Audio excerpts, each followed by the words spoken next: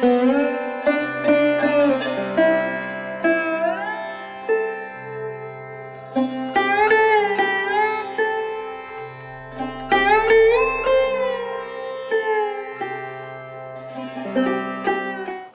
I'm Sujantra McKeever, founder of Pilgrimage of the Heart Yoga here in San Diego, California.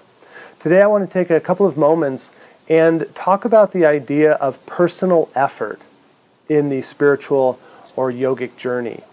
So oftentimes we think, or it's presented to us, that the yogic journey is about not having an ego. And when we think about that, we think of our personal effort, our volition, that somehow if we diminish that or lessen that, then we're going to get to spiritual progress. I prefer to think of spiritual progress as a journey. And ultimately we have a goal. We want to get to this beautiful spot in the woods, for example. To get there, we're going to have to make an effort. We have to make a plan, we have to take step by step, and we have to journey through that forest, overcome challenges to reach the goal. And so it's our personal effort is key.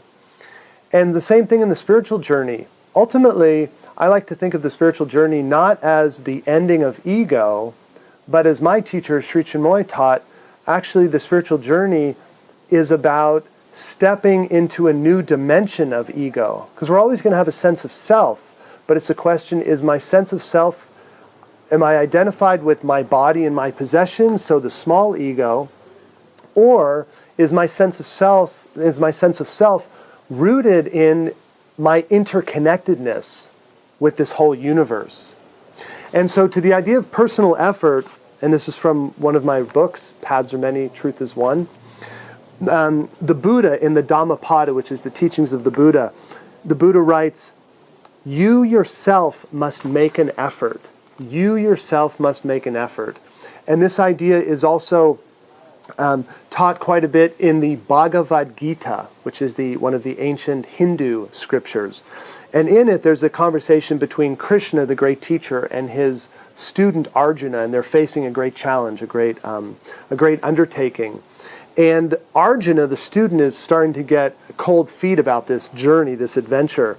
And Krishna says to him, yield not to unmanliness, Arjuna, for it does not become thee. Cast off this petty faint-heartedness and arise.